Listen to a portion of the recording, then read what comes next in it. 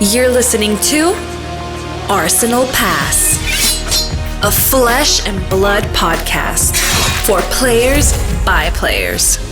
And all about strategy, leveling up, and the latest news in the world of Wraith. Welcome to Arsenal Pass. I'll have to start off the show this week, Brendan, by admitting that I was wrong. Like LSS with Duskblade, I've made a mistake, Brendan. How so? Well, you might remember a couple weeks ago, we talked about Dynasty meta, we talked about the first lot of Battle Hardens, and we talked about what we thought, particularly of Guardian. And I said, I think Bravo might be a better pick for this ProQuest season than Oldhim. Some people probably still think that, which is, it. Like I said at the time, I think it's crazy, but Bravo actually had a bit of success in the United States. I think that over there you saw a bit of a more clear winner between the two Guardians. The first lot of events, Battle Hardens, ProQuest events, PTI events before we got to January, so in December, Bravo did outperform Oldhim, or at least on par with Oldhim. And I think you looked at the meta of Fi, Dash, even Icelander, it looked like Bravo potentially better positioned. Obviously, we're going to talk about Oldhim as we get into sort of the chunk of the show. We're going to talk about ProQuest results from week one, and we are going to talk about the third deck in our kind of decks to play for ProQuest, and we're going to talk about Oldhim, which is all but dominated. Maybe that's not quite right. Had an amazing first week of ProQuest from results, and anecdotally, we don't have a full breakdown yet. I've heard that someone has access to the full results, and usually LSS publish these a few days after each ProQuest weekend. So we will have those as the week goes on, but you can see it from a lot of the results, especially from the larger events this week. Oldhim did very, very well. And I just want to say, admit when I'm wrong, Brendan. I am wrong on this occasion. Oldhim definitely outperformed where I thought it was probably going to sit for this ProQuest season. And I think the biggest thing, we'll get into it, but I think the biggest thing is just the flexibility of these builds we've seen over the past week. A lot of different iterations of Oldhim do well into different metagames because of the tools and access to cards that Oldhim has. I just think that Oldhim is just literally more powerful than Bravo. Like, it has just a bigger toolbox. It has access to ice cards. It has access to broken cards like Crown of Seeds. It's just, if you were to look at the two heroes just face up, surface level, you have to make a compelling argument to play Bravo. And it can't, for me, it just can't be based off purely results, because Bravo has a bit of a gotcha factor, I guess, especially in the meta, is like these aggro decks like Fi and Briar. But once people sort of figure out how to play against it better, utilize their armor, block with their armor correctly, I think that Oldhim just really outclasses Bravo in pretty much every way. Mm-hmm. I definitely agree. Oldhim is definitely more powerful at a base level. Talented hero, access to a great hero ability, access to the card pool, like you say, a wider card pool. Completely agree. I think in testing, even Bravo was performing really well in our testing. As a deck that looked like didn't particularly have that many bad matchups. But, Oldhim's in a very similar vein, and I think does a lot of things better. So, anyway, Arsenal Pass, episode 93. We are talking about Oldhim this week, final of our three-parter on decks to play for ProQuest. If you want a more in-depth, a wider look at decks to play for ProQuest, we did also put up a video 2 weeks ago. But yeah, Oldhim, week one, bit of a standout. So we'll get into that and all things Flesh and Blood. But Brendan, last week in Flesh and Blood, what did you do? Did you end up playing any events? Did you play any Flesh and Blood? Nope. I sat in my house. I tried to play Flesh and Blood, but the ProQuests were all sold out near me. I would have to travel pretty far to play the ProQuest. My one gripe is that I think a 20-player capped ProQuest makes no sense in one of the biggest cities in the entire world, which is Dallas-Fort Worth. So, yeah, it was a bit hard to have access to a ProQuest here unless you were looking to travel this weekend. I had, we are like 1 month, kind of 4 weeks out from marathon prep, so my weekends are pretty dominated by that single long run being around the 15 to 20 mile mark. Not only does it take about 3 hours, but after I feel like I'm literally dying. So kind of just chilled this weekend. Wasn't able to make it into a ProQuest. Yep. Did you just say Dallas is one of the largest cities in the world? It probably is, to be honest. It's one of the largest cities in the United States. It's got to be up there in the entire world, I would assume. Right. I think Sydney's about 4 times bigger than Dallas, just so you know. Yeah, so, I don't think it's number one, but I think it's probably one of the biggest cities in the entire world. Someone's going to come down in the comments and fact check. Yeah, someone's going to be like, yeah, it's 456. Oh, God. Well, I played a ProQuest on Sunday, but I also judged a ProQuest for the first time on Saturday. So I rocked up to be head judge at a ProQuest on Saturday, and there was a 50-player ProQuest. I think it was the largest ProQuest that we'd had in Sydney, generally because of something that you just talked about, which is caps often. So often these ProQuests are capped at 32 or maybe 48 players because of size restraints. So this is at a bigger store. They were able to accommodate 50 people, and that was my first experience judging, basically, Brendan, officially judging. So I had a pretty good time. Was feeling a little bit nervous when 50 players rocked through the door. I was like, there'd be like 30 players or something. 50 players rocked through the door. It was just myself judging, which was fine. It's actually fine. Nothing too hairy, nothing too that I couldn't answer. Luckily, I don't think I mucked up anything.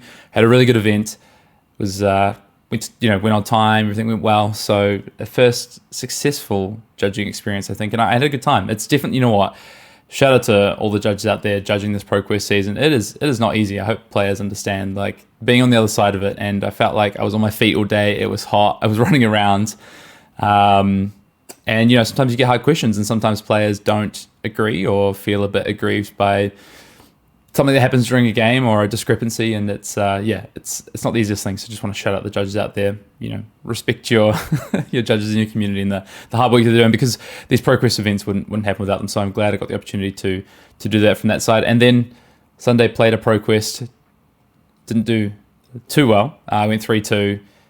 And again, a capped ProQuest, which I think it would have been another 40, 50 person ProQuest if it wasn't for the store being very, very small and not being able to accommodate more than, I think originally the cap was 28 players and they increased it to 32.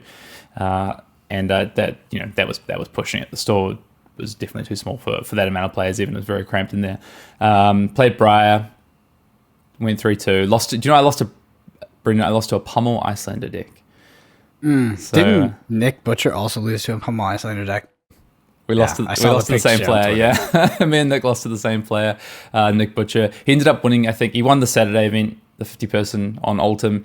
I think he also either won or split the finals on Sunday of the next event, again on Oldhim. So, even Nick in Sydney as well, just showing how good Oldhim is. But we're also going to talk about diversity, because our ProQuest had 8 different heroes on the Saturday in top 8, and I think the Saturday had 6 different heroes, which is super interesting. So while the story of the weekend might have been Ice Deck's doing very, very well, the top 8 story was just probably one of diversity, which we will talk about. Yeah, I saw all kinds of stuff. Saw some Dramai, a lot of Dramai popping up on my timeline, which is surprising. Some Dramai Iris of Reality too. Yeah. Shout out to Howling Minds for. I think he top 8'd the Leeds ProQuest, which is the largest ProQuest today. I think 160 players with Iris Dramai. That's very, very cool. And I think Dramai, especially on the Sunday, and a lot of metas around the world, people reacted to the Saturday and the dominance of Ice Decks and picked up Dramai. And a lot of people were already on that, thinking that there was going to be a lot of Icelander, a lot of Oldhim in their metas, and picked up Dramai. So, this meta looks like it's going to, I think I said a couple of weeks ago, I think I'd be interested to see how this meta evolves over 3 weeks, given the shorter period of ProQuest season. It looks like it's going to evolve pretty quickly. So, we'll see. Should we get into some news, Brendan? Let's do it. Well, first of all, LSS made us look silly, of course, as predicted. We literally finished recording last week on episode 92. Talked about there being no announcement for ProQuest, for PT1, or this PT Pro Tour for 2023. And immediately, 5 minutes after we stopped the recording and submitted the recording, Brendan, LSS decided to drop an announcement on us and just make us look as silly as possible. So at least we called it, and we told people that we would be made to look silly, probably. Yeah, I mean, it happens literally every time. I think it's because of the nature of us recording on Mondays and Tuesdays. It just comes out right after. I change our recording day, I think. So we do have Pro Tour news. Pro Tour is happening in Baltimore, as dropped by this announcement on the LSS website. It is happening April 27th to 30th. It is a mix of Classic Constructed and Limited, which I'm super excited about. I really wanted to make sure that I was hoping we'd have Limited, especially with Outsiders releasing not long before the Pro Tour. I was hoping that we would have Limited as part of this event. So it is Classic Constructed and Booster Draft as the format. Not much else too different. I mean, we haven't seen prize pool or anything sort of released yet. We know from what was talked about in the initial release of OP for 2023 that the prize pool is bigger because this is 1 PT as opposed to 2 that we saw last year, but we don't have a full prize breakdown. There is a calling happening as well. The calling is Class Constructed, starting on the Saturday. And as well, of course, there'll be a Battle Hardened on the Sunday, and I'm sure there'll be lots of side events, things like that. I guess first thing, Brennan, is, I guess the reaction to the event being in Baltimore wasn't exactly probably what LSS were expecting. It probably wasn't a positive reaction to the location of the Pro Tour. Let me devil's advocate here, because people were saying a lot of bad things about Baltimore, but I would ask if they had been to San Jose before, because I feel like half the PT got robbed there. Just like, we need some context. Like, in Baltimore, I've never been there, but surely it's a fine venue. It'll be a fine place to have the PT. It's not as exciting as New York. I don't think anybody's going to dispute that. Like, I was hoping it would be in New York at the Jersey venue again, just because it's a lot cool. It's a lot cooler place for international people to travel to. It's a lot easier to get to, and it's just more fun for us overall. Baltimore is totally serviceable, and I don't have any negative feelings towards it. But for all the rhetoric that is passing around on Twitter, it's just like, this is just so ironic in the context of we got back from San Jose, and I was consistently meeting people that were robbed or mugged during that World Championship. Yeah. I mean, I didn't have too much to say on it, really. I just observed, like you said, the discourse. I mean, my only kind of thought when I saw location-wise was, I think probably part of wanting to go and play these Pro Tours for a lot of people, and I think myself included, is the opportunity to go and see parts of the world that you have wanted to travel to, but maybe wouldn't have the opportunity to. I mean, on the flip side of that, parts of the world that you wouldn't normally travel to. I think we covered that off pretty well with Lille, I thought, another place that I particularly wanted to go to, but, and reasonably enjoyed my time. But I think the kind of feedback is, PT in Lille, PT in San Jose Worlds, and then headed to Baltimore. I think people were expecting somewhere, a location with maybe a little more prestige for travel reasons, which I understand. And, there's obviously things that come into that with contracts and cost and things like that for LSS. I think the other thing for me, the big one for me personally, is just ability to get to somewhere like Baltimore. It's not as much of a hub as somewhere like New York or San Francisco. At least, San Jose very close to San Francisco in proximity there. So I think for some players it might be a step too far. For me, for instance, it'd be like an extra flight to get there. I'd have to fly to New York or fly via Houston to make that work. So that is, I guess, a bit of feedback, but we'll see. I think, overall, look, we've got a Pro Tour. I think we've got at a good time coming post Outsiders. I'm looking forward to that. We'll talk about Outsiders in a second, because obviously we have some information about Outsiders as well. But we do now, before ProQuest starts, people know where they will be qualifying for. They'll know when it is, and I think that's we needed the announcement, so it's good to have the announcement. Hayden, I'll make you a trade. It might not be the most convenient and best location in the United States, but maybe the venue won't be in a tent this time. That is true. Look, that'll be a massive sweeten the deal, baby. Let's go. Okay, we are taking some big digs here, but all in jest. It's exciting. I think that Baltimore, my main issue with Baltimore is that I think for some people traveling internationally, the Pro Tour now becomes a question of whether they will be able to or will be not able to attend, because it is a less accessible location, and that is disappointing for me. So I know for people like yourself, Hayden, or like Sasha, like, because of the location, it does be like, okay, maybe we can't make this one because it's not a hub like New York or San Francisco. Yeah, exactly. Yeah. So there you go. Pro Tour announcement. Outsiders. So along with this Pro Tour announcement that happened 5 minutes after we clicked stop recording, Outsiders information did also drop from LSS, and we now know that we have a very interesting set. We have 3 new heroes, and we have a 6-hero limited format, with Azalea returning, Katsu returning, and Benji, as well as Uzuri, a new Arachne hero, young Arachne hero, and Riptide. Mm-hmm. How many cards in the pack? Well, up for debate, I think. 16 cards in the pack, Brendan, but how many of those are tokens? Not sure. Yeah, hopefully. So for me, I haven't drilled down into it too much, but I can just talk about my hopes. My hopes are that in limited, archetypes come back, like we saw in Tales, right? You had multiple ways to play a hero, and that felt much more rewarding than Uprising, where it kind of felt like there was just one way to play the heroes. So I really hope that comes back. And the 14-card packs made the drafting experience feel very narrow in Uprising, and I hope that goes away, whether it's through the hero diversity, through the dual class cards, whatever it is. But I hope we get a draft experience similar to Tales, kind of Welcome to Wraith, whatever you want to call it. Yeah, it's really interesting. So there's 2 classes, obviously. There's Ranger and Ninja. There's no talents. So this is a talentless set, which is really interesting because I really didn't think that LSS were going to go back to untalented sets so soon. But I think what's really interesting about that is that it features, only 2 new adult heroes that will be introduced to Class Constructor with this event, with this set rather, in the form of Uzuri and Riptide. So Riptide, Lurker of the Deep, and Uzuri Switchblade, Assassin, and a Ranger hero. These are the only 2 new heroes. Sorry, I'd say there was only Ninja and Ranger. Of course, there's Assassin, so Arachne as well. So Brendan, I'm collecting my thoughts. There is 6 heroes for the limited format. Of course, 2 Ranger, 2 Assassin, 2 Ninja heroes, and then 2 new heroes introduced in the adult form for Classic Constructor. It's going to be interesting to see how the limited format plays out. Like you say, is there going to be archetypes with 2 of each hero possibly played? Now, there is dual class cards, but from what I understand, these are only... So they're hybrid cards, they're dual class cards. So the one we've seen is Codex of Frailty, which is an Assassin/Ranger action. Could be played by either class. Set is untalented, of course. I believe these are only going to be Majestic, these hybrid cards. Yeah. So then they effectively will not have an impact on draft. Exactly. So, which I thought, when I first saw it, I was like, oh great, we're going to have these hybrid cards in draft, and that's going to even open up the archetypes a bit more. So in theory, you can stay open a bit more with these 2 heroes, but you're going to be still playing into a class, I guess, but deciding, am I playing this Riptide Ranger or am I playing this Azalea Ranger build in Limited? I think that at least opens up, maybe double what we saw in Uprising.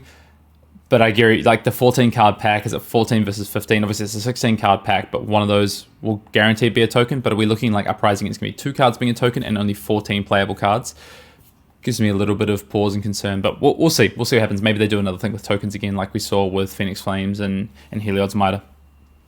Yeah, I wonder what LSS's retrospect on Uprising Draft is, if they thought it was successful and a good set, or if they thought it was unsuccessful. Yeah, I mean...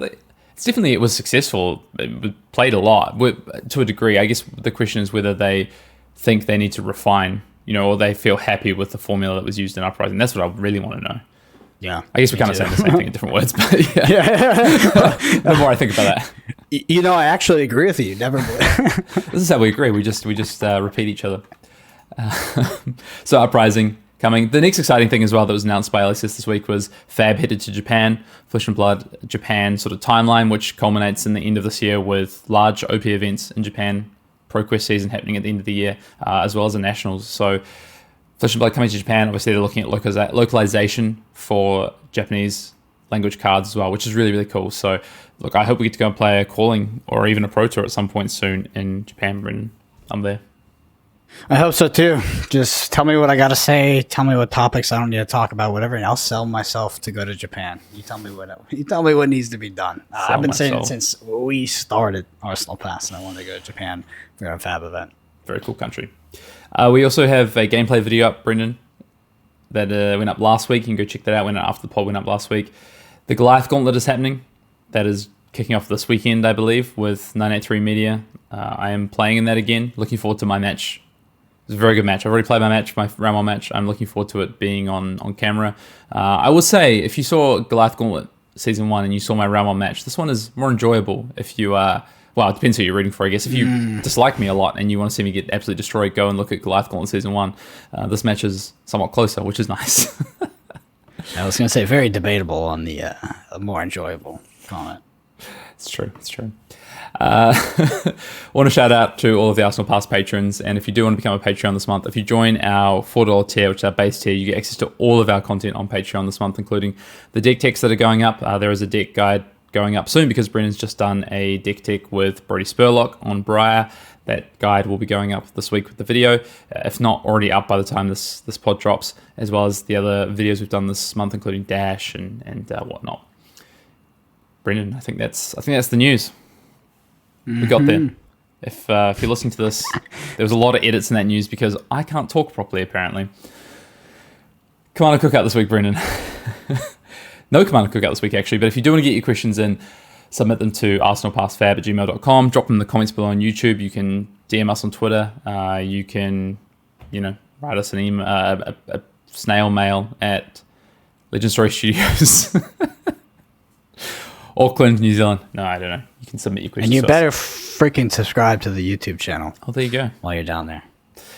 We're going to talk ProQuest results, though, instead of the Commander Cookout question this week before we get into the main topic of the pod. So we are talking Oldhim in the main topic of the pod, but I think we're going to talk a little bit of Oldhim right now because we're going to talk about some ProQuest results from the weekend. And I just want your first kind of, obviously you said you didn't play a ProQuest, Brendan, but you've been on Twitter, you've seen kind of the discourse, you've seen anecdotally the results from the weekend. You've definitely seen the results from the larger events, including Battle Hardened New Jersey and Battle Hardened Leeds, as well as the largest ProQuest. What are your kind of just first initial thoughts and takeaways from this week one of ProQuest season? What are the highlights or the headlines for you, rather? So it's very diverse, right? We see a lot of these top 8s, like, oh, we got 8 different heroes, 6 different heroes in top 8. I think a lot of people will immediately assume that means the game is very good and very healthy. I'm not saying it's not, but diversity does not necessarily mean a good meta. But it does look good. I had a lot of people reach out to me and be like, oh, this is great. I got to play Bolton and hit top 8. By the way, that was Steven from Team Covenant. It feels like he can finally play the game playing his trash tier heroes. But I would say week 1, looking at the results, looking at the heroes, the hero spread, and just the general sentiment, optimistic. I would say I come out optimistic for the health of this Classic Constructed meta currently. Yeah, it's so interesting that you say diverse because that was kind of my... so I was judging at one of the first ProQuests around the world because of time zones here in Australia and 8 different heroes in our ProQuest top 8. The meta was very, very diverse. I don't think a single hero had, more than 13% of the meta share. I think Dash was the most played or Fire at our ProQuest and it was like 13%, 14% of the field. Awesome. Great start, right? 8 different heroes in top 8. Thought this looked great. What a great start to ProQuest season. My testing started to show that the field was a lot more narrow than I thought it would be. Some decks just didn't seem that viable because of the strength of heroes like Oldhim, Icelander, Fi. And then I think what's interesting is you get to the end of that first day of ProQuest and you see Battle Hardened Leeds, and it's just only Icelander and Oldhim in the top 8. Yeah, which makes sense because it's 160, 170 players. It's not capped. You have more. It's a more sort of real test. Yeah, it's a more real test for what actually rises to the top in a competitive tournament. To be honest, a 20 player or 30 player tournament in some whatever location is not a good reflection of the meta. It's like if you take like 10 of those and you aggregate them, like maybe you kind of do, but if you're really looking for data to sort of dissect how you expect the meta to shift over the next few weeks, I think the first place you should look is Battle Hardened or Leeds. Yeah, you're right. I mean, a 20-player ProQuest in a small town like Dallas, for instance. Exactly. So I guess my kind of first thoughts on this, just fast forwarding through the weekend and seeing Oldhim win a lot of events. Battle Hardened in New Jersey was an Oldhim mirror match in the final, was an Oldhim mirror match in the final, and Leeds as well. I think, like you say, these larger events, the meta doesn't look too dissimilar, I think, to Worlds, which is really interesting in terms of So I do think, yes, the meta has opened up at a grassroots level and has opened up at a ProQuest level, like you say. I think once you get to Battle Hardened, to events beyond, that sort of the top end of tier 2 and up, it looks a lot less diverse. And we saw that over the weekend. We saw the dominance of ice decks in particular. But I do also think ice decks are just really great picks if you expect a really wide meta. If you expect a lot of aggro decks and a lot of different variations of aggro decks, and you expect a lot of decks that just kind of want to, do their thing, or this random deck shows up, Oldhim is also really good into a lot of those decks, which we'll talk about. So I'm not surprised to see Icelander and Oldhim do well, and then decks that maybe the stronger of the aggro decks, so the Fires, maybe even the Briars of the world, be taken down by not just potentially something like Icelander, but also other decks that are specifically coming in targeting Bravo, for instance. Bravo's showing up and being like, I'm here to beat Fires, and then running into Ultims, for instance, playing Guardian Mirrors and struggling in that department. So yeah, really interesting first week. I'm really looking forward to seeing the data. I think the meta is going to show really diverse in the spread of what's being played at these events. So I think even more so than we've ever seen before at ProQuest. Every ProQuest season we've had a one or two decks that have been quite dominant in their representation, even just in the meta spread.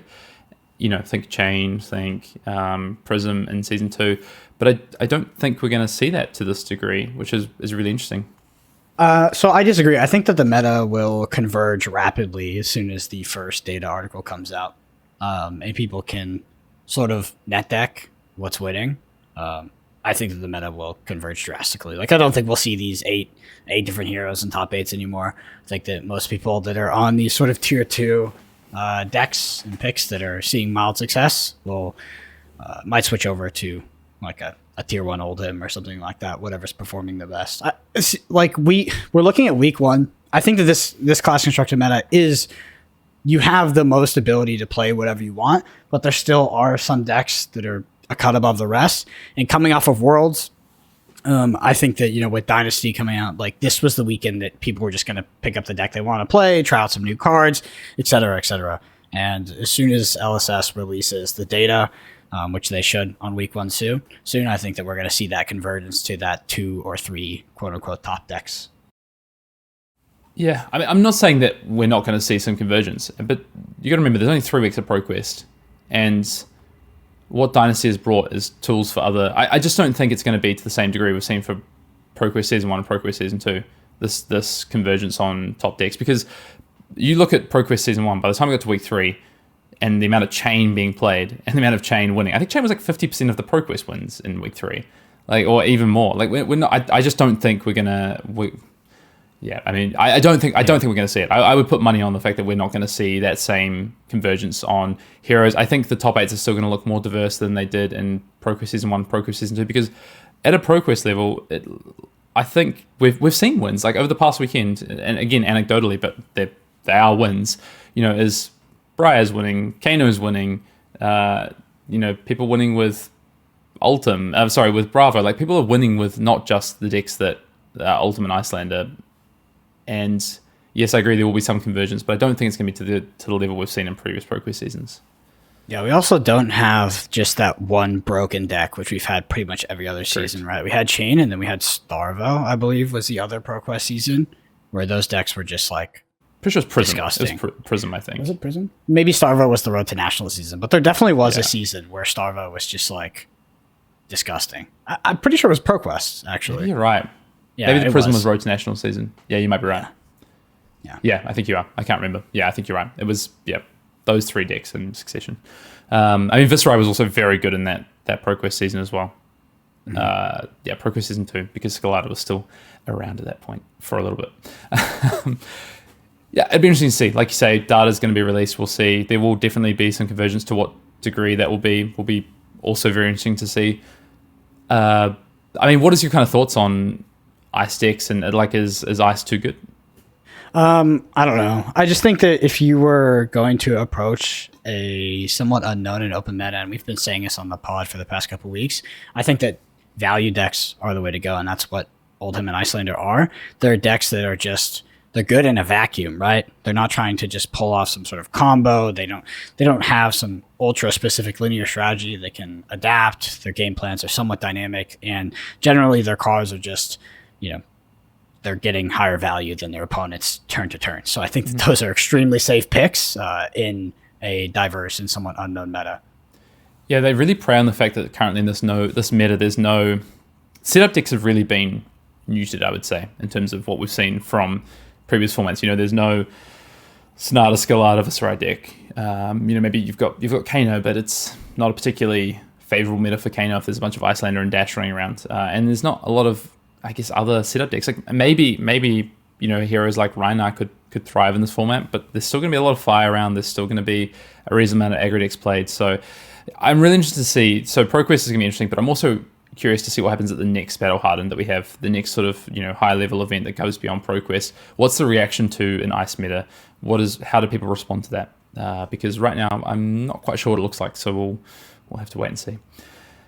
Why don't we get in and talk about Oldhim some more? Talk about the main topic of the pod. So over the past few weeks, or 2 weeks in fact, we've talked about Fly and Icelander as decks to play in this ProQuest season. We've gone deep on them, talked about all things, reasons to play them, reasons to not play them. Maybe you want to try and attack these heroes at your ProQuest, what you should or shouldn't do, and what these decks are currently looking like in this meta.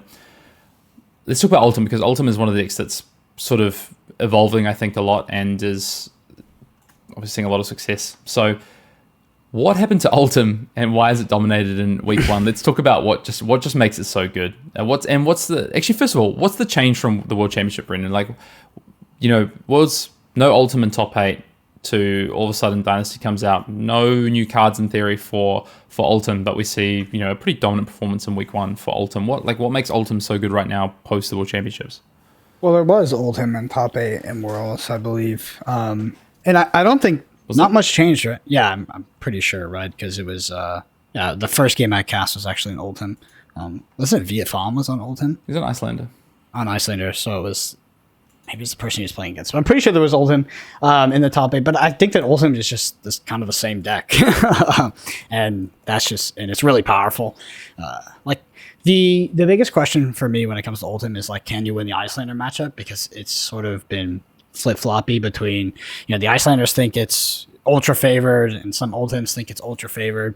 And I think we've seen more of a 50-50 split at this point with Oldhim squeaking it out against Icelander. And if you can do that, I just think that Oldhim is kind of broken in terms of its hero ability, access to talent cards, and access to Crown of Seeds. It also does quite a few things. So when you sit down in front of an Oldhim, you don't immediately know the strategy, right? How many pummels are they playing? Like, that's very important information, but it's not immediately clear, right? People play, they play just the red ones. They play six pummels, et cetera, et cetera. They can be going wide with things like Rousey Ancients.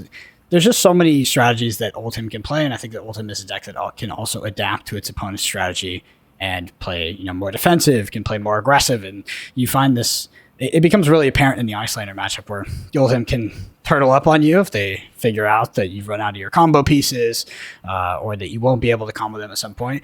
But if they see you setting out Frost Hexes and trying to set up the game early, they can really put on the pressure, and I think that that's what makes Oldhim such a good deck. Yep. Yeah, you're right. So Wesley Dong top 8 with Ultimate at Worlds, which I completely forgot. Sorry. So one Ultimate Worlds, but I think the biggest change in the shift of Ultim post Worlds is the deck lists. They look a lot different. Like the deck lists that I've seen have a lot of success this weekend look very different to what Wesley played at that event. I think Wesley's list in particular was geared towards playing into, I guess, a field.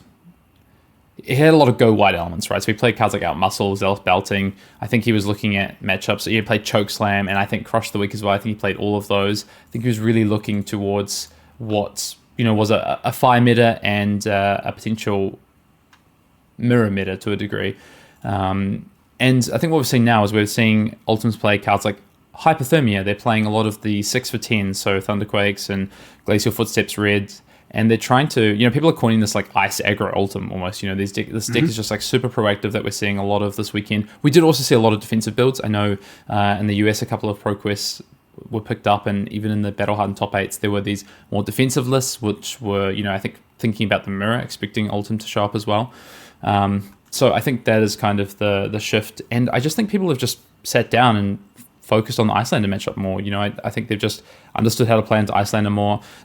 They've understood about the Dash matchup. Like, if you were to say 2 or 3 months ago, hey, there's going to be a bunch of Dash and Ultim, which is going to do better in the matchup playing against each other, you probably would have thought, traditionally Dash pretty reasonable to Ultim, but you can't build Dash to be both good against aggressive decks and Guardian. In my experience, I think a lot of people are finding that. So a lot of people are trying to play a hybrid build, which then struggles into Ultim with this aggressive sort of package they have. They can actually race you or even end up fatiguing you potentially once you get to the end game. That's kind of where I see the shift and change post World Championships of these decks. I think Hypothermia in these lists is doing wonders for them into a meta full of these sort of aggro decks like Briar and Dash, though. Yeah, I also think that the deck it's just more of the same from this hero. This hero, literally since its inception, once Prism wrote it out of the meta, it's just a top deck. Like, it's one of the best decks in the game. It can do multiple things very, very well. Like, Oldhim probably isn't going anywhere until we get an interactive hero like Prism again, or Living Legends itself. Yeah, exactly. It's a great freaking hero. Yeah, which might happen. We might get to Living Legend before that. So when we talk a little bit about history quickly, it is really interesting because when I looked through what the sort of achievements of Oldhim were, and Oldhim's had a pretty tough time in the meta. It's never actually been this super dominant deck before. You look at, so Oldhim came on the scene with Monarch, of course, and when it burst onto the scene, Briar was kind of the deck to beat. Like Lightning Briar was showing up at the national season, and then Michael Hamilton brings it to Orlando, wins the calling with Oldhim. It has some success towards the later half of that national season. But I think from memory only wins a couple of nationals. It's not sort of doing as well as decks like Briar or even Prism wins a few nationals at the end of that season as well. And then we get to PT1, and unfortunately it's seen as the inferior guardian because Starvo shows up. We've got this boogeyman at PT1, so Oldhim is somewhat there but pretty minimal compared to Starvo. And then we head into PT2, and it was seen as the answer to the aggro, potentially, but held back by Prism. Prism had Not Living Legend in Leal. It's interesting. You look at the top 16 of Leal, and there was 4 Oldhims in the top 16 of Leal, but none in top 8. Well, it's crazy some of the story of some of those Oldhims too, and like how many Prisms they dodged up until the last round rounds. When it ends. Yeah. That it seriously was like a big gem, like a big gem roll for a lot of them. Like I remember talking to some Oldhims that were going into late day 2 that literally hadn't played a Prism and were just like watching the tables closely to hope that they just kind of died out. Yep. And in the end, a lot of them in the last 2 to 3 rounds end up playing into Prisms and crunch spots, and we end up with a number in the top 16 but not in top 8. And then Worlds. So this is probably the time that we've seen Oldhim be the most, I guess, viable and talked about. There was this big debate heading into Worlds about Fire versus Oldhim. Like, what is that matchup? Who is the dominant player in that matchup, and what are we going to see happen at Worlds? In the end, like you say, one Oldhim makes it into the top 8 at World Championships, but dominated by Fire and Icelander. That kind of the story of that classic constructed event ended up becoming Icelander and Fire, and Oldhim to a degree sort of seen as struggling in that event until we get to ProQuest Season 3. And while obviously Week 1, it's kind of Oldhim's time to shine, Ultimate Icelander really kind of define Week 1 of ProQuest Season 3, and we'll see what happens as we move forward. But let's talk a little bit about why play Oldhim, strengths. I think the one thing right now that's really propelling Oldhim, and we've seen it over the past weekend, is just the flexibility. There's many ways to build these Oldhim decks, and especially considering how diverse these metas are, which we just talked about, you can really target metagames, or you can play a deck that can kind of hedge. You have this really strong base, like you talked about, it's a powerful hero. You can play these more ice aggro decks, you can play these more defensive, you can even tweak for certain matchups and play tech cards. I know people are playing cards like Imperial Warhorn over the weekend into heavy sort of dash metas, for instance, to try and effectively fatigue the dash opponent by killing off their items and playing Remembrance as well. I guess the one thing as well with this is like the aggro above rate nature of the damage and the disruption package. You just pair both. It kind of like Icelander has this a little bit right with now the Bullander build, where you're like, okay, I play these 2 for 8s, these 2 for 7s, and then also have the disruption package, hypothermias, channel like frigids, frostbites, etc. And then Oldhim has that with some of these similar cards. Doesn't get quite the same economy of scale with a card like Channel Lake Frigid having to play it on its own turn, or Hypothermia, but also has access to the Oldhim defense reaction, to Ice React, to Earth React. I'd say Ice React is one we're seeing a lot more than Earth React right now. Most lists look like they're pretty light on Earth cards with Pulse being banned, but the Ice React we're seeing be impactful quite a lot. When I think about the most powerful cards in Flesh and Blood in a vacuum, a lot of them are in the Oldhim deck, and I think that propels it gives the deck a lot of success, right? Things like Winter's Wail, Crown of Seeds, is it Pulse of Eisenloft, the Shield, whatever it's called. Stalagmite, you mean? Or Stalagmite, yeah, Stalagmite. Yeah, so like a lot of those cards are just in the Oldhim deck, and then when I think about the most powerful hero abilities in the game, like Oldhim is probably number 1, if not very close. And Kano. Yeah, I mean it's just hard to beat that. I mean, Kano is good in a vacuum, but I think that Oldhim's hero ability is just so disgusting in the context of how good the deck is, considering just how the ice cards, they're so disruptive versus your aggressive opponents, but they're fully functional outside of just using them for the hero ability. It just gives the deck so much range, and it's such a diverse way to play game to game. Yeah, that's something we've seen with these deck lists. I think they've refined. So, I remember we saw lists at some point with like 18, 19 ice cards, and they really, wanted to lean into the ice, but a lot of those cards block too. And there's been these lists look a lot more refined where they're playing 10 to sort of 13 ice cards, maybe 9 to 14 ice cards. And they're playing just better quality cards overall because of it. Because they're not having to play all these Ice 2 blocks that don't really do much. They're playing Ice 2 blocks and they're impactful cards. They're playing cards like Hypothermia, maybe some number of Winter's Bite, or if they card, it's Blizzard. These cards are super impactful outside of where you could get punished for defending with them. You can actually play them and have an impact on the board like a Hypothermia or a Blizzard. And they're not playing too many cards that you crown into and end up having to down trade. Because one of the things that was happening for a while with Crown of Seeds, and this is something I want to point out, is often people would Crown of Seeds something away and then end up effectively turning their 3 defense card into a 2 defense card. Because they pitch their Tear Asunder or whatever for Crown and then Ram's Head. And now all of a sudden their blue is only doing 2 defensive work, unless there was a piece of Narrow to be used, which, obviously we saw with Chain and Briar, etc. But often, people were crowning to try and filter their hand and then turning their 3 blocks into 2 blocks effectively. But I think when now you have a lot of less 2 blocks as well, or the 2 blocks are doing a lot of work, I think that really helps what these Oldhim lists look like. But yeah, I agree. Crown of Seeds, obviously just super, super powerful, one of the most powerful pieces of equipment in the game. And I think these lists are, again, also leveraging this Crown a lot better. People are using Crown a lot less as well. They're using it at the right times and not just using Crown. People are actually playing cards out of Arsenal in these Oldhim decks a lot more, which I think is something that's really important. They're setting up their Glacial Footsteps, they're setting up their CNC until they draw into their pummel, and they're not just crowning the stuff away to to filter through and draw through. That is sometimes really, really relevant and super helpful. But sometimes, I've got the CNC, I'm waiting for the pummel to disrupt my opponent because that play is really, really impactful. Or I will use the Crown to draw through into my most impactful cards in the matchup. That's the other thing I think isn't talked about with Crown, is that it really speeds you through your deck, right? It does something similar to what Kano does with Tomes. You just get to your best cards in your deck with Crown. So I'm looking for Channel Lake Frigid in this matchup. Crowning through, once per turn, finding this Channel Lake Frigid. I'm looking for the disruption element with Pummel. I'm looking for my fused attack to finish the game like a Glacial Footsteps. And Crown of Seeds not only works on the defensive side, but works on the offensive side to help you find these cards. Yeah, I think Oldhim also just doesn't really have any bad matchups or just any atrocious matchups in the meta, and it's a good place to be. It's just period. There's a lot of decks you can bring to a ProQuest that you're just like, man, I really don't want to get paired into this or get paired into that. Oldhim is just not one of those decks that feels like you have some very favorable matchups, then you have some ones that are closer to 50-50, and then maybe one that tips into slightly out of your favor, but it's just so well rounded. Yeah, even Dromai is not that bad.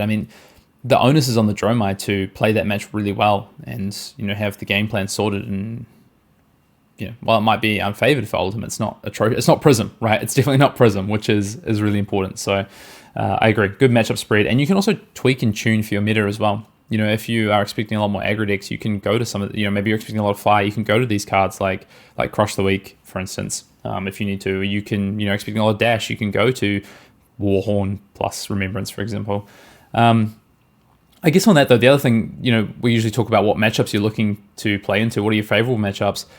Ultim doesn't necessarily, on the flip side of that, while it has, fewer poor matchups, it doesn't necessarily have matchups where you're like, I want to sit down across from this. The matchup spread is a lot tighter. It's a lot closer to a lot of 60% matchups. You're not really getting these blowouts, not free wins like you would get with other decks, per se, Do you disagree? I probably Katsu is probably in there as a deck that you want to play into every single round if you could, I guess. Yeah, I think, and I'm speculating here because I haven't played this too much, but I assume that you would want to play against the Bravos, like the other Guardians, if your deck has a defense reactions. You probably just outclass a Bravo deck that's teched for Phi just in a disgusting manner, I would assume, unless they high roll you. But this has been kind of you've seen this in the Oldhim mirror for a while, or at least in the Guardian, I guess it was the thing in the Starvo mirror too. It was the ones that would bring the extra staunches, the extra defense reactions. It just gave them such an edge against some of these other Guardian decks, and it feels like the Oldhims just have that slotted into the deck almost naturally, where the Bravos don't. Yeah.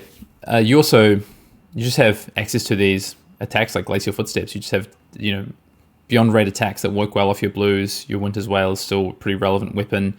You have the React, like you say, the inbuilt ability. Plus, then you just have some of the disruption elements as well, and Pulverize. If you pro-playing that in your list, that's great into the mirror as well. So I think you can build for the Guardian matchup. Again, I think you can build to make the matchups better and better with your Oldhim deck. It just depends on what you expect in your meta. I think Viserai traditionally is pretty strong for Oldhim as well, especially with these current builds. I think those are the sort of builds you want to play into Viserai. I guess avoiding Oldhim. I mean, if you're looking for free wins, like Oldhim is not the deck to play. That is one thing to note. Like if you are looking for, to show up and get some free wins, or you want to, have the ability to high roll, Oldhim is not the deck. Like Oldhim doesn't really have a high roll, outside of just chaining together some amazing pummel turns at the start of a game. You don't have Channel Heroics. You don't have, Art of War turns plus Pouncing Lynx turns to just blow your opponent out. That is not the deck Oldhim is. I think you do need to understand your matchups. You have to have the plan. That is one of the things that if you don't, then it's a reason to not play Oldhim for sure. Yeah, it's definitely not like Starvo, and it's not like fine in the sense you're just gonna run. You're just gonna run over some of your opponents. I think that Oldhim also has a stigma of being a little bit boring, to be honest. That's obviously subjective to the player, but if you are used to playing your Briar deck or your Phi deck, and now you're on Oldhim, yeah, it might be a little stale, to be honest. I think that if you enjoy player agency and you enjoy feeling like you're in control of the game, and you don't want to be playing a fatigue deck, like Oldhim is a great example of that. It's a value-oriented deck, and it can kind of change its game plan up to it based on what its opponent did. It can be aggressive, it can be defensive, and ultimately it is just kind of a mid-range deck at this point. I agree. Yeah, exactly. That's the thing. I think these lists personally I find a lot more enjoyable to play. Playing these big attack actions, cycling through for particular cards in a matchup, having a game plan, having some changeability with your weapon. I enjoy playing these builds of Oldhim a lot more than previous builds of Oldhim, I think. But more proactive, I feel.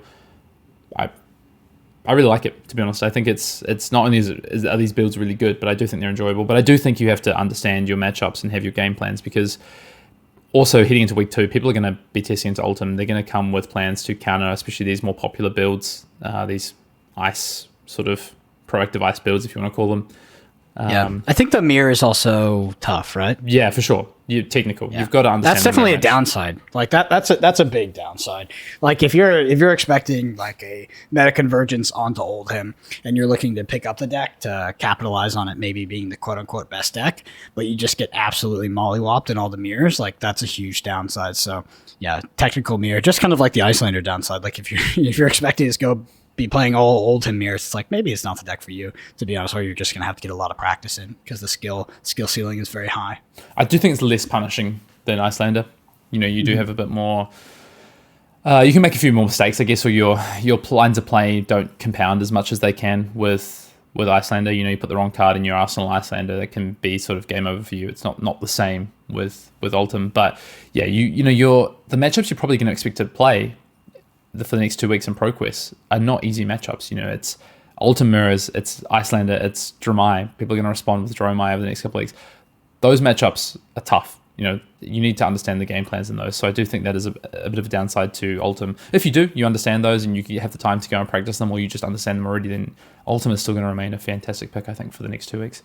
Anything else? I mean, how it can be attacked. Let's talk about this. I guess one thing that we've seen with Icelander in particular into Oldhim is that the attack actions helped a lot into this matchup because of just raw numbers, right? Now, these were Oldhim builds that were maybe not playing these 6 for 10s.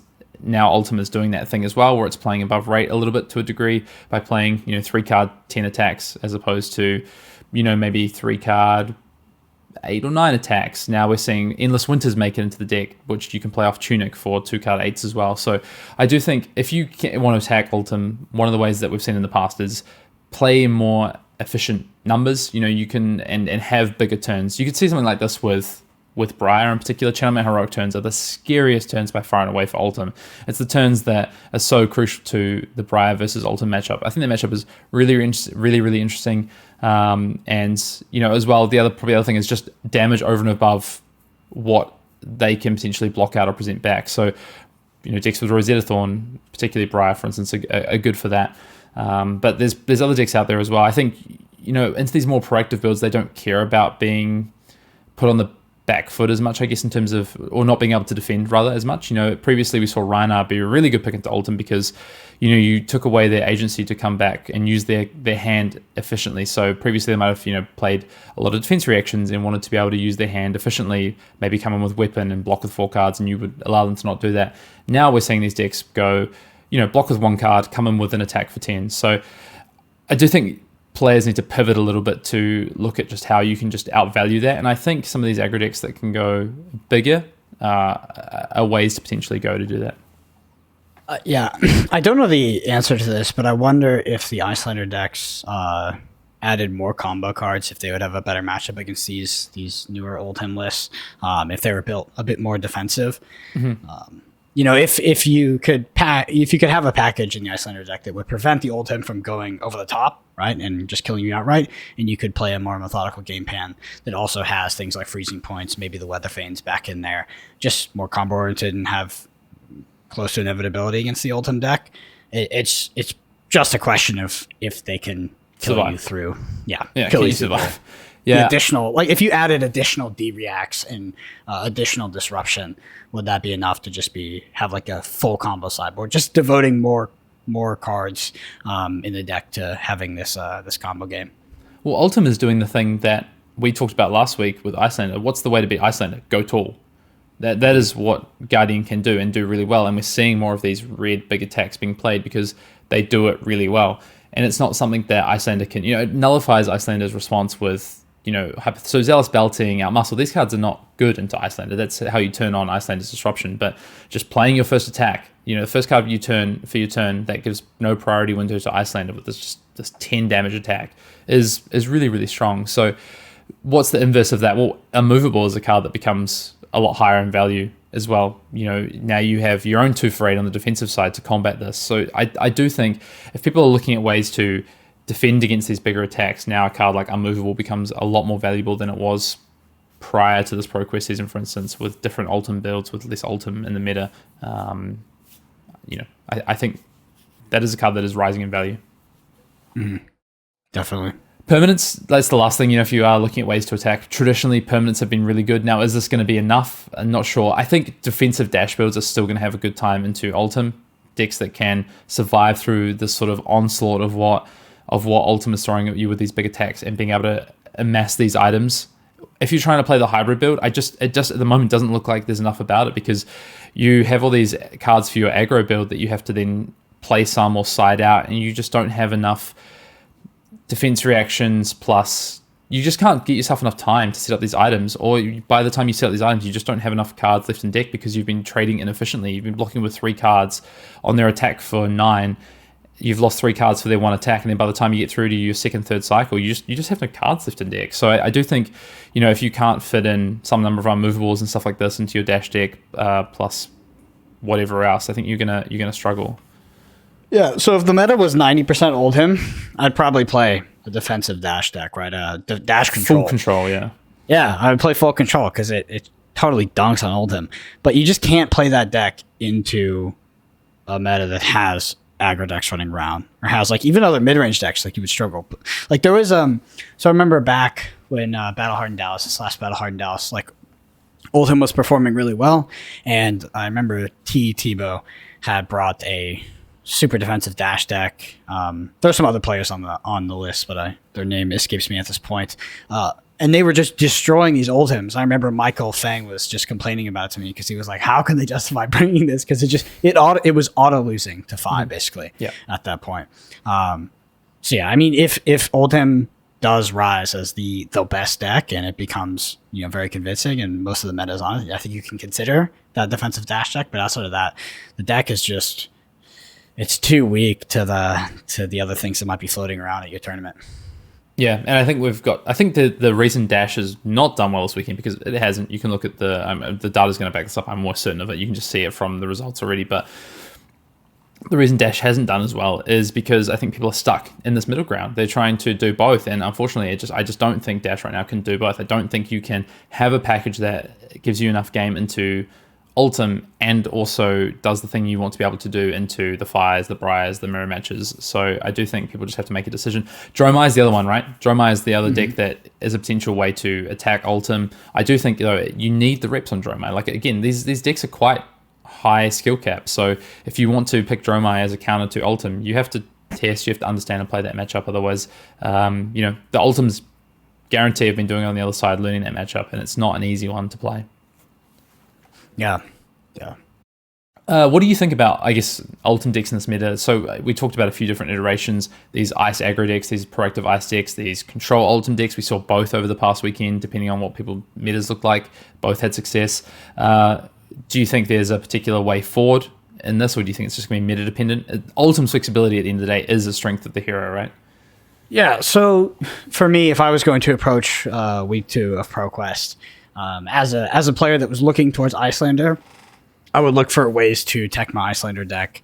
Against the Oldhim deck, my first approach would be to add in more combo cards or maybe some more defensive cards. Maybe I'm adding my own unmovables into the Icelander deck, because ultimately the Icelander combo, it doesn't just happen randomly, right? You pitch stack it, so those unmovables should not dilute your deck to an extent that it affects that end game combo plan.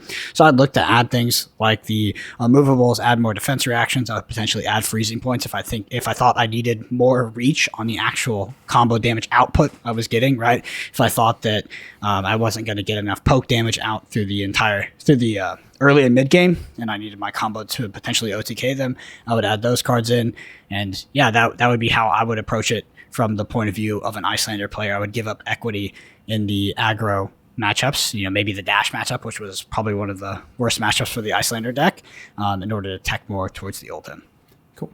And then in terms of my question...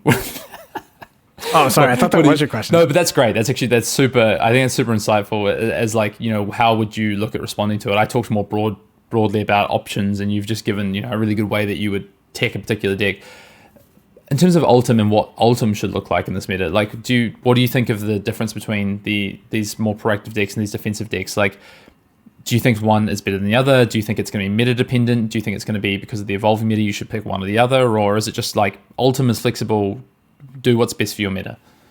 Yeah, so when it comes to Oldhim, I don't think the defensive decks are the best. I really don't. I think those are meta calls, the ones that look to potentially fatigue. I think that Oldhim functions best as a value deck, right? So we saw at Worlds, it was a lot. The Oldhims would run Tunic, and honestly, their main play line was to play a 4-cost card that does 8+ damage off of Tunic plus pitch a card. They would look to CNC Pummel off of Tunic plus pitch a card. Exactly. So that's the kind of stuff that they were looking to do, and those are value-oriented plays, and I think that's where Oldhim is suited the best, and I think that falls into the category of what you're classifying as proactive Oldhim decks right now. So I think that is the better list. Yeah, I think I agree. I think I would look at Oldhim as a bit of not two different archetypes. I would look at it as a bit of a spectrum, and you're looking to where you want to sit on that spectrum depending on what you think your meta is going to look like. So yeah, if you're expecting a lot of Oldhim mirrors based off this weekend, then yeah, I might move a little bit further away from the more proactive. Some of my red proactive cards, maybe I was playing Crush the Week in week 1 for a potential 5 meta, and now I think that's going to drop away. Now I might move to some cards like Pulverize, for instance. I might move into playing some Staunch Responses. I do think you still need these attack actions. You can't just go fully defensive in the mirror. I think you do need these attack actions because, again, a 2-card. So let's look at Red Unmovable versus Glacial Footsteps, for instance, right? You're going to get the economy of scale with the card like Glacial Footsteps into the late game. So you do need some of these attacks. But other cards to look at, Energy Potion. If you're looking at an Icelander meta, I think Energy Potion is particularly good. We saw, I know the Oldhim that won the event in California the week before was playing Energy Potion. I think that card is particularly good in Oldhim and specific metas. Imperial Warhorn versus Remembrance, if you're expecting a lot of defensive dash decks to show up. I think Endless Winter is a card that should just be in the decks right now. It just looks really good into this current meta. Endless Winter, really impressive versus a deck like Icelander too. The 6-cost attacks in red, if they aren't already made their way into the decks, I think we're going to see Thunderquakes as well. People playing those. And then, Defense Reactions Pulverized for Mirror was kind of the last thing I had, which we just talked about.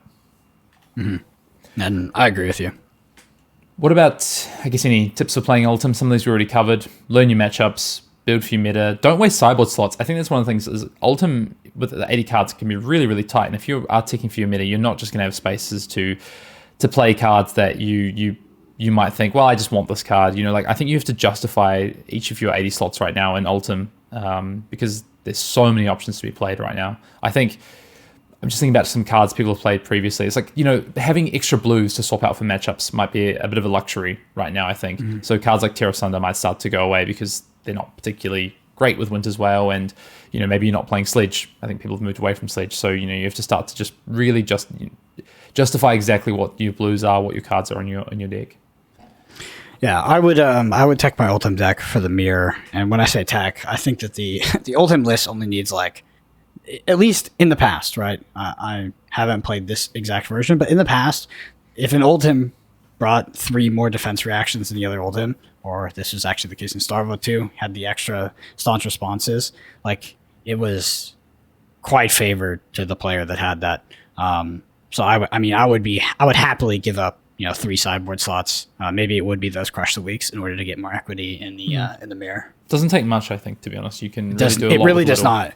It feel in the, like, from what I understand from the Oldhim mirror is that, like, it doesn't take much, right? It can be 2 to 3 cards, and the effect can be drastic. Yeah, Pulverize in particular is huge. Don't trade down on your cards. We talked a little bit about it at the start, but this feeds and just use your Crown of Seeds appropriately. See a lot of people when they first pick up Oldhim trade down on their blues. They're pitching for Crown every single turn. Often doesn't make sense, especially into a deck that is presenting you with 1 attack. Going tall on you is often correct to just block with your 3 block, not be pitching it to filter. But use your Crown of Seeds both proactively and reactively. Use your Crown of Seeds to make defensive plays, but also use it to make offensive plays. Like, it's often quite fine to Crown of Seeds on your own turn and dig for the card, or dig for a new Arsenal card, for instance, or dig for an attack once your opponent's finished their turn. Because you get the 2 resources. So if you're on your opponent's turn, it's only going to prevent 1 damage with the Crown of Seeds, or maybe 2 with your shield. Often doing it on your own turn to use the 1 resource to effectively just filter. You're filtering, and then you still have 2 resources left available to you to enact your turn. And then pick your spots to push damage. I think the other thing as well is, like, you're playing a mix of disruptive cards and offensive cards, and I think you have to understand when is the right time to go after pushing damage and when is the right time to be looking to be quite defensive and find a card like Channeling Frigid or Hypothermia, for instance. Yeah, absolutely. Cool. I think that's going to do it for looking at Oldhim. Obviously, we're going to see ProQuest Season 3 start to evolve over the final 2 weeks. Oldhim, as I said, Brendan, at the start, I was definitely wrong about Oldhim's position in this meta. I thought it maybe slipped to sort of that tier 1.5, bottom of tier 1. It looks like, it is still one of the best decks in the format. The flexibility, the current meta position, just how good and reliable ice decks are right now. Even Lexi, I think, had a pretty good turnout this weekend as well. So ice decks all round did very well. Anything to say before we wrap up and sign off? No, I think that's it. This is rounding out sort of our 3-part series now, where we looked at Fi, Icelander, and Oldhim. I think we were pretty on the mark. Maybe the Fi is the top deck. Maybe it will fade into that 1.5. But, the way that these things tend to go is as the meta matures, and if Oldhim looks to be the best deck, more people pop on Oldhim, more people start teching for Oldhim, and Oldhim needs to switch up its sideboard cards and sort of be prepared for that, right? It needs to devote more cards to the mirror, devote more cards to maybe these Icelander lists that have adapted, and it will likely give up, sometimes it will give up maybe those key cards like Hypothermia that are really good against the Dash or the Fis, and that's when we could see the Fi kind of sneak back in as a top deck, because, the Oldhim deck does only have so many slots, and that's exactly how we've seen those 2 decks kind of compete in the past, as the Oldhims they start cutting these cards. Like, there was a huge narrative about Oldhim and Hypothermia back before Worlds, and then you show up at Worlds and almost no Oldhims actually have it in the deck.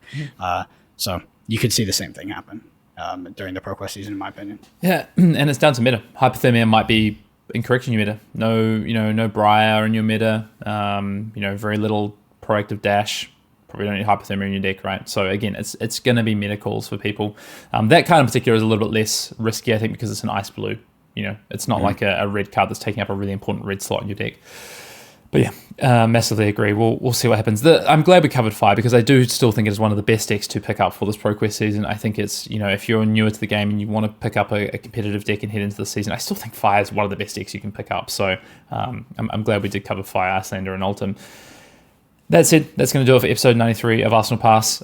We are on Twitter. You can follow Brendan at BrendanAPG. I'm at Fian_Dale. Big shout out to our patrons. If you do want to join the Patreon, a $4 tier, our low tier, gets you everything for this month, for January. Brendan has Marathon coming up, which he's been shouting out. And until next week, I think that'll do it. We'll see you next one. See y'all.